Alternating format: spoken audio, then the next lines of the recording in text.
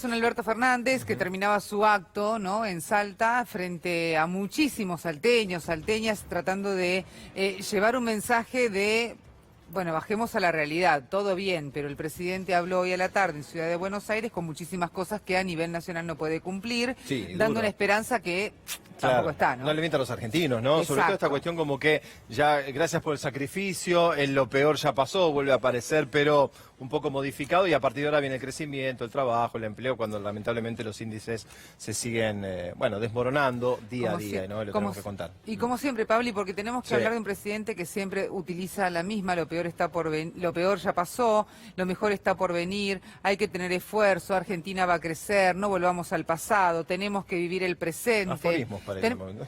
Son frases, ¿no? Son todos tips. Sí, yo te diría que agarras el decálogo de autoayuda y tenés una muy buena etapa, ¿no? Sí, tal cual. Bueno, vamos a hablar de estos temas con quienes nos visitan el día de hoy. Le damos las gracias por acompañarnos. Está Santiago Fragina, que es economista. También está... su colega, ¿no? Claro. Martín Simonetta. Martín Simonetta, también es Juan Escalia, que es sociólogo, y Juan Marino, que es candidato a diputado del Frente de Todos. Bueno, a todos gracias por estar aquí con nosotros en el día de hoy. Bueno, a ver, no sé, si quieren a nivel político primero, las palabras de Alberto hoy, además en un lugar que tenía que estar Cristina, pero bueno, tomando la posta allí en la provincia de Salta. ¿Querés arrancar, Juan? Así es, y muy importante porque en unos días es la elección provincial en Salta, ¿no? Y apostamos un triunfo del Frente también en la elección a la gobernación, con el Oso Leavi a la cabeza, mañana en Mendoza lo mismo, con Anabel. Claro. Me parece muy importante lo que decía Alberto en el sentido de mostrar que Macri miente. Macri miente y sigue mintiendo en campaña electoral, y en ese sentido creo que hay que ver que tuvimos un resultado muy importante el 11 de agosto. No es verdad lo que dice Macri, que la elección no sucedió, hubo una elección que sucedió, ahora hay otra elección, el segundo tiempo, que vamos a hacer que suceda de vuelta y por más diferencia. Y en ese sentido me parece importante entender que el partido todavía no terminó. El partido termina cuando el referí toca el pito, digamos, y dicta el final del partido, y eso va a ser el 27 de octubre. Y me parece muy importante entender el desafío de que hay que ampliar la diferencia, que es importante que el Frente de Todas, Todos y Todes tenga un resultado contundente para que el próximo gobierno tenga el respaldo popular, para que gobierne la mayoría y no el Fondo Monetario y Wall Street, que están extorsionando, que están presionando. Y acá tenemos un mandato de un pueblo que se movilizó en diciembre de 2017 contra la reforma previsional, contra la reforma laboral, la marea verde, la lucha educativa con las tomas de facultades, bueno, enormes movimientos, el movimiento piquetero que viene de movilizaciones multitudinarias. Ese pueblo que lucha es el pueblo que ha votado el 11 de agosto y que ha dado un mandato muy claro de que acá hay que defender los intereses populares, el derecho a comer, el derecho a trabajar, lo que decía Alberto recién, ¿no? Que hay que priorizar el trabajo, no hay que priorizar los intereses de los banqueros y del Fondo Monetario Internacional, así que para poder lograr eso es muy importante que militemos con mucha fuerza por una gran elección el 27 de octubre. ¿Qué opinas vos, que sos sociólogo, Juan, de cómo estamos? A mí me gusta mucho hablar de lo social porque hay muchísima gente que está pasándola verdaderamente mal, pero ¿te pasa como a mí, que parece que ese sector pobre, indigente, o que se está cayendo ya del sistema, no es tomado en cuenta? Sí, creo que en primer lugar es primordial dejar de hablar de la pobreza como un conjunto de características de un sector de la población, que suelen ser los sectores más vulnerables. Hay una situación estructural, la desigualdad crece, la verdad, muy fuertemente, y la crisis golpea de manera mucho más crítica en estos sectores. Estamos ansiosos por empezar otro proceso que genere las políticas públicas para generar una serie de oportunidades que la verdad que hay mucha gente que está esperando, porque las crisis golpean de manera mucho más crítica, no solamente en cuestiones laborales, en cuestiones de salud, en cuestiones educativas. Toda la vida se va pauperizando, así como el trabajo se va pauperizando, aumenta el trabajo de monotributistas, de no registrados, todo se va corriendo hacia abajo.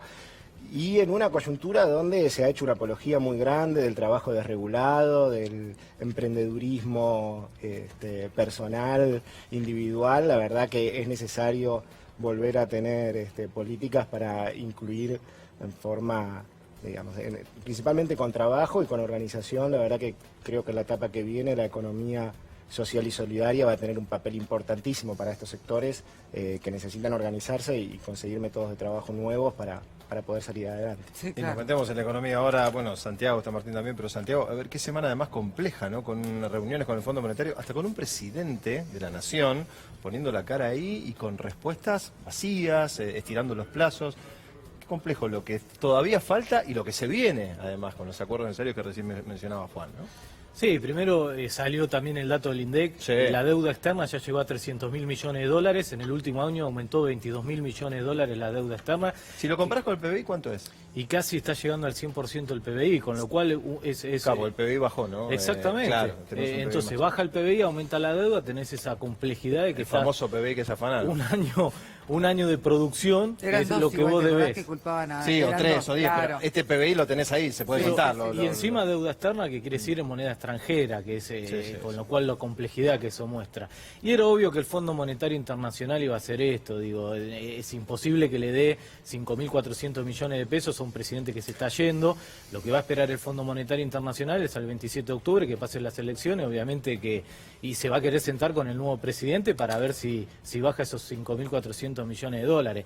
Digo, la gravedad de lo que hizo el Fondo Monetario Internacional, yo digo, el gobierno de Macri es culpable, el FMI es accionista de todo esto, porque la verdad que el modelo económico este ya estaba terminado el año pasado y lo que hizo el Fondo Monetario Internacional es darle un pulmotor a un paciente que ya estaba muerto. Financiar la campaña. Y 46.000 millones de dólares ya nos bajó, que siempre decimos, digo, el segundo país más endeudado con el FMI es Egipto con 11.000 millones de dólares, nosotros 46.000 millones de dólares, Una locura. el 60% de la deuda que tiene el Fondo Monetario Internacional del mundo lo tiene la Argentina, y con, ¿qué te dijo? Te impuso una política de ajuste que además te llevó un círculo vicioso porque era ajuste, caída de consumo, caída de producción, más ajuste porque además cae la recaudación tributaria y además con aceleración inflacionaria, porque vamos a terminar con la inflación este año del 55%, mayor a la del año pasado que fue el 47%, y para remontarse un año tan inflacionario te tenías que ir a 1991 que estaba saliendo la crisis hiperinflacionaria.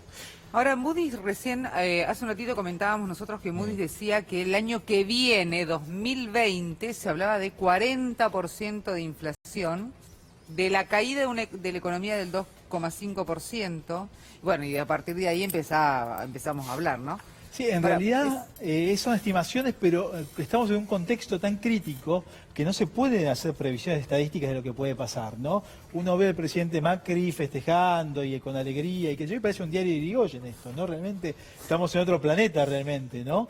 Comparado con la situación, los datos que comentaban recién, entre 35 y 40% de argentinos bajo la línea de pobreza, la tendencia que sigue creciendo, una inflación del 55% anual con una tendencia también a crecer si sube el dólar, porque tenemos que preguntarnos qué pasa con el dólar si no entra la plata del fondo, ¿no? Claro. Entre otras cosas. Que puede haber Porque de mayor hecho devaluación todavía. no lo están pudiendo manejar, o sea, convengamos, así salga el Banco Central a tratar de frenarlo, de todas maneras estamos con un dólar a 60 pesos. Exactamente, ¿no? Y ver qué es lo que pasa con las reservas y con el retiro de fondos de la gente, ¿no? Que ya lo hemos vivido varias veces los argentinos y la gente naturalmente no quiere... ¿Puede que su haber más plata- restricciones al tema del movimiento de capital? Sí. Porque lo que se ha hecho ahora es escrachar, ¿no?, a los 10.000 que compraron un poco más. Sí, por lo que Eso dice, sí, pero puede haber más. Y sí, fíjate lo que dice Martín, digo, las reservas brutas deben ser 13.000 millones de dólares, Exacto. las reservas netas, perdón, que son las reservas que el Banco Central puede utilizar, porque esto es el swap chino que no,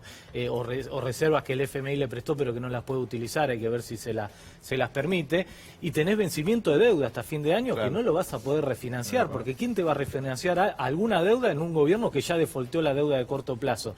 Con lo cual, hoy las estimaciones es que lo que te está faltando con los vencimientos de deuda inclusive son 1.000 o 2.000 millones de dólares para llegar a fin de año. Solo a fin de año. Claro, y Después hay que seguir. eso agregale con esto, si en el fondo no te baja la plata, va a haber más presión sobre el tipo de cambio, va a haber más demanda de dólares y más caída de depósitos de los bancos de reservas, depósitos en dólares, que además después se ve reflejado en caída de depósitos de reserva del De Banco reserva. Central. Quería preguntarle a Juan, permiso, Javier, porque, a ver, veíamos esta semana la CGT juntándose, ¿no?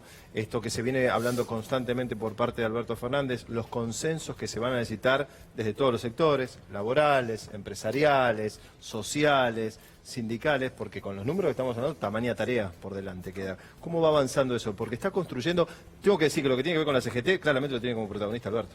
¿no? sí. A los sectores sindicales. Sí, totalmente. Y está trabajando para aunar esfuerzos de cara a lo que se viene, ¿no? Sí, exactamente, el acuerdo social. El acuerdo social que se necesita para salir de esta catástrofe en la que estamos inmersos, ¿no? Me parece en ese sentido que es muy importante entender que la condición política para que exista el acuerdo social es el resultado electoral contundente del 27 de octubre, que el próximo gobierno tenga el poder político suficiente a partir del respaldo popular para poder comandar y procesar y llevar adelante ese acuerdo social, que es un acuerdo social para defender a quienes menos tienen, ¿no? Para defender a las y los trabajadores, para defender a quienes hoy están en la pobreza y quienes están sufriendo el hambre, ¿no? Lo primero de ese acuerdo social es garantizar que el comercio es un Pero derecho, dentro de no esa un sociedad privilegio. están los sectores más privilegiados, que Claro. son los que se han beneficiado, a los que hubo transferencia de recursos, y son los más los que defienden con un siguiente cuando se toca un poquito ese privilegio. Ahí donde están los sectores que la tienen, ¿no? Los que realmente muestran los dientes. Y por eso me parece importante que hay que lograr una gran elección para que tengamos la fuerza para poder afrontar a esos sectores, que son los sectores que meten presión. ¿Quiénes van a querer representar a esos sectores en el Congreso de la Nación? Cambiemos, Juntos por el Cambio. Por eso Cambiemos está haciendo... ¿Cuál es el objetivo de Cambiemos hoy? El objetivo de Cambiemos hoy es tratar de tener una banca de diputados para condicionar y presionar al próximo gobierno. Por eso la elección tiene que ser muy grande en todas las categorías. Y en ese sentido yo, como militante de izquierda, del Partido Piquetero, que soy candidato a diputado del Frente de Todos, abro un debate con el Frente de Izquierda. Porque el Frente de Izquierda dice, Macri ya fue... Entonces ahora lo que importa es cortar boleta y votar a diputadas y diputados del Frente de Izquierda. Ahora, yo les digo, Macri ya fue no gracias al Frente de Izquierda, que rechazó el Frente contra Macri durante todos estos años, no gracias a ellos. Y además necesitamos muchas y muchos diputados del Frente de Todos, que aparte están hablando de nuestra lista, ¿no? De nuestra boleta a diputadas y a diputados, para que tengamos la fuerza como frente dentro del Parlamento también, para poder respaldar las medidas del acuerdo social que se necesitan para llevar adelante ese proceso. El Frente de Izquierda protestará desde afuera, y está muy bien, a mí me sirve que haya izquierda protestando y luchando, eso es positivo. Mientras más banderas rojas haya defendiendo los intereses populares, mejor. Ahora, nuestra izquierda, la del Partido Piquetero, apuesta a desarrollar la defensa de los intereses populares desde adentro del gobierno, y por eso me parece muy importante una contundente elección en todas las categorías. Me gustaría preguntarle a Juan por este tema que recién el otro Juan decía, las organizaciones sociales, el movimiento piquetero. Si en esta crisis no hubieran estado las organizaciones sociales, el movimiento piquetero, la gente que salió a la calle a justamente reclamar por aquello que se le había quitado y no le querían dar, ¿qué hubiera pasado? Sí, la verdad que en este contexto que sean atacadas las organizaciones implica una ceguera muy grande. La verdad que habría que pensar qué estaría pasando si la gente que está pasando hambre, que está endeudada, no tuviese un canal de participación política. O los pibes de los comedores, ¿no? Por ejemplo. No, totalmente. Hoy la situación es muy catastrófica y en los barrios, yo trabajo en el Ministerio de Desarrollo Social y miro sobre todo lo que es el conurbano bonaerense, si no hubiese esos marcos de organización, y la verdad que creo también que son un poco el prototipo y la semilla para trabajar hacia adelante, porque va a ser muy dura la primera etapa, hay hambre, hay endeudamiento, incluso en los sectores más pobres, y va a haber que salir hacia adelante con mucha organización, con mucha contención y con propuestas, la verdad. Sí, absolutamente. Y a nivel económico, esos acuerdos, ¿no? También no sé qué opinás, Martín, porque bueno, tenemos diferentes sectores, pero es como que, ¿cómo será? El otro día quería que me decía la perinola, no sé si me lo decía Planino o algún sindicalista, es como la perinola, todos ponen, ¿no? ¿Viste? Cuando caen, todos van a tener que poner algo, no está mal el ejemplo. Sí, me parece, porque va a haber que resignar a diferentes sectores, pero hay un sector que vos ponés un poquito más, habría que decirle. Y algunos que no tienen nada para poner. Y algunos que ya decís, pero ¿qué quiere que ponga? Tengo el bolsillo que ya no vacío, tiene ¿no? más. Pero claro. ¿Cómo la ves? Realmente es el momento de un acuerdo, ¿no?, entre los sectores más relevantes de la Argentina para empezar a reconstruir los cimientos de esta Argentina, ¿no?, que está tan golpeada, tan vapuleada, y para poder empezar a hablar de la economía. Hoy lo que reina es la incertidumbre. Si vamos a indicadores como el riesgo país, por ejemplo, que tiene que ver con las posibilidades de que pague la deuda, hay muchas más preguntas que certezas, por ejemplo, ¿no? Con lo cual el mundo dice algo completamente distinto a lo que estaba diciendo Macri recién, ¿no? Y los analistas, no hablamos de la izquierda del mundo, hablamos de Wall Street, los diarios, digamos, nadie que tiene ningún interés ideológico en contra, ¿no? Los números no cierran. Vos, Juan, Frachina, recién estabas hablando y le diste a Planini unos datos que me gustaría empezar a repasarlos a esos. ¿Cuántos son las personas que se quedan sin trabajo en la industria? Sí, nosotros desde la Universidad de Avellaneda acabamos de sacar un informe, algunos son los datos que vos mostraste sobre el tema de la crisis laboral, que me parece que es uno de grandes consecuencias negativas que deja este gobierno, no solo con el dato de 10.6% de desempleo. En el sector industrial, en lo que va del gobierno de Macri, se destruyeron 145.000 puestos de trabajo en el sector industrial. Solamente ahí. Solamente en el sector industrial. En el último año, en el sector registrado, último año, en el conjunto de los sectores registrados, se perdió 148.000 puestos de trabajo, que es un puesto de trabajo cada 90 segundos. Se perdieron en el último año, que te da 40 puestos de trabajo registrados menos cada hora. ¿Hicieron una evaluación de lo que va a tardar esas 148.000 personas en encontrar un trabajo registrado, que esté en blanco, obviamente, digno, como corresponde? Bueno, eso depende de calidad. Depende del proceso de reindustrialización de la economía nacional que venga del próximo gobierno. Me parece que los argentinos tenemos que tener un consenso alguna vez, porque hace 200 años que no lo tenemos, que la Argentina tiene que ser un país industrial. Digo, un país industrial es lo que genera valor agregado, lo que genera puestos de trabajo. Después discutimos qué sectores industriales, de qué calidad, ¿sí?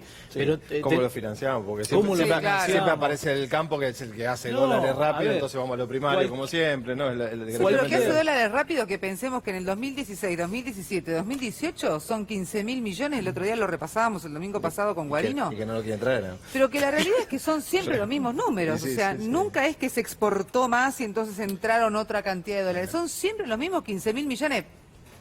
Puchito más, puchito menos, pero corto. Ahí está. Y acá un punto importante, no es industria versus campo, porque también eso es junto.